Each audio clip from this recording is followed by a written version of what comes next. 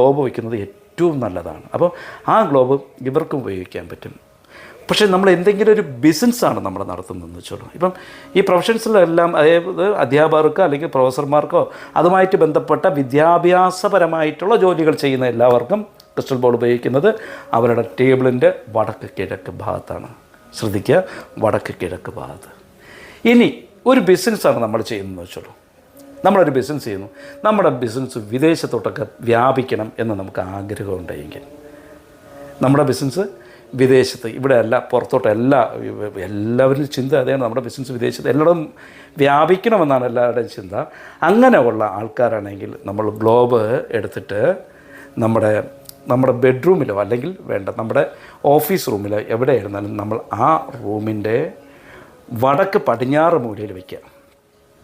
എവിടെയാണ്? വടക്ക് പടിഞ്ഞാറ്. ശരിക്കും പറഞ്ഞാൽ ഭൂമിയെ